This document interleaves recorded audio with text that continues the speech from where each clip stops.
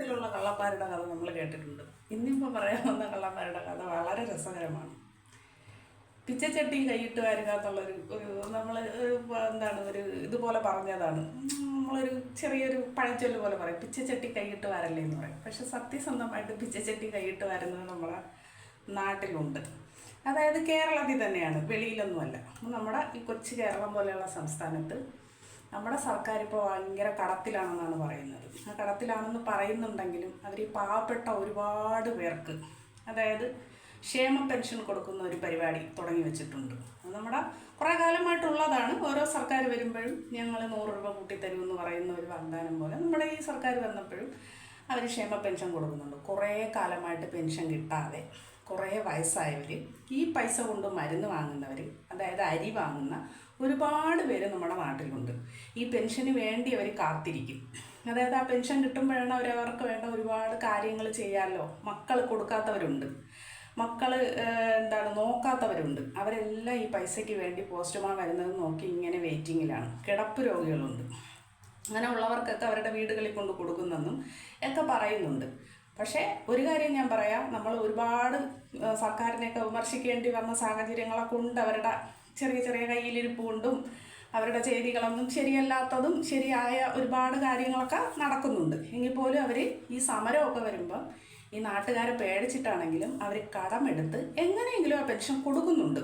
മുടങ്ങിക്കിടക്കുന്നത് എങ്ങനെയെങ്കിലും ഒരു 4 മാസത്തെ പെൻഷൻ ഉണ്ടെങ്കിൽ അത് 2 മാസമെങ്കിലും അവർ എത്തിക്കുന്നുണ്ട്. പക്ഷേ എങ്കിൽ പോലും ആ എത്തുന്ന പെൻഷൻ പകുതിയിലധികവും ഈ അർഹരല്ലാത്തവരാണ് വാങ്ങിച്ചെടുക്കുന്നത്.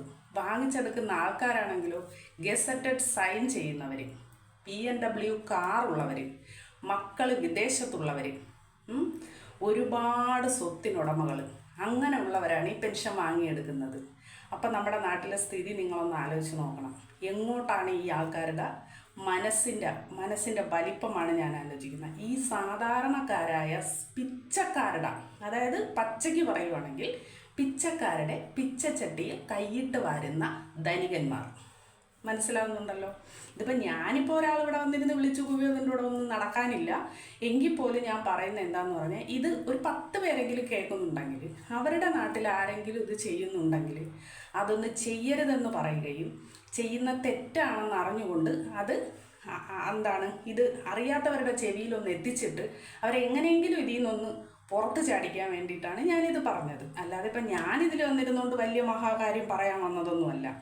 ഈ കാണിക്കുന്നവർക്ക് കുറച്ചെങ്കിലും ഉളുപ്പുണ്ടെങ്കിൽ, നാണമുണ്ടെങ്കിൽ ഈ പാവങ്ങളുടെ പൈസ ഇങ്ങനെ വാങ്ങിച്ചെടുക്കരുത്.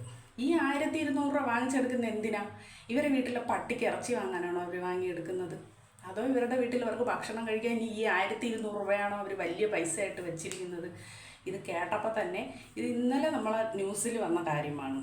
സത്യമല്ലാത്ത കാര്യമൊന്നുമല്ല. ഇത് സർക്കാർ തന്നെ കണ്ടുപിടിച്ച കണക്കാണ്. അവരിൽ എത്ര പേര് പഞ്ചായത്ത് അധികൃതർ അറിയാതെ ഒന്നും ഈ പൈസ ഒന്നും കൊടുക്കാൻ ആർക്കും പറ്റത്തില്ല. ഇത് അവർ തമ്മിലുള്ള ഒത്തുകളിയാണോ അതോ ഇനി വേറെ ആരെങ്കിലും ഇതിൻ്റെ ഇടയിൽ കിടന്ന് ഉണ്ടോയെന്നൊന്നും നമുക്കറിയത്തില്ല. എന്നാലും ഞാൻ പറയുന്നത് എത്രയും പെട്ടെന്ന് ഈ അർഹരായവർക്ക് പെൻഷൻ കൊടുക്കുക, അല്ലാത്തവരെ എല്ലാവരെയും കണ്ടുപിടിച്ച് അവർക്ക് തക്കതായ ശിക്ഷ കൊടുക്കുകയും ചെയ്യണമെന്ന് ഞാൻ എന്തായാലും എനിക്ക് ഇങ്ങനെയൊക്കെയുള്ള കാര്യങ്ങൾ കേട്ട് കഴിഞ്ഞാൽ പറയാതിരിക്കാൻ പറ്റാത്തത് കൊണ്ടാണ് ഞാൻ ഇതിൽ വന്നിരുന്ന് പറയുന്നത്. അത് തെറ്റായിപ്പോയെങ്കിലും ക്ഷമിക്കുക. തെറ്റൊന്നും ഉണ്ടെന്ന് എനിക്ക് തോന്നുന്നില്ല.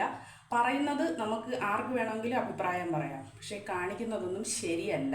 പാവങ്ങളുടെ പൈസ എടുത്ത് ആരും അങ്ങനെ കാണിക്കുന്നതേ ശരിയല്ലെന്നാണ് എൻ്റെ ഒരു അഭിപ്രായം.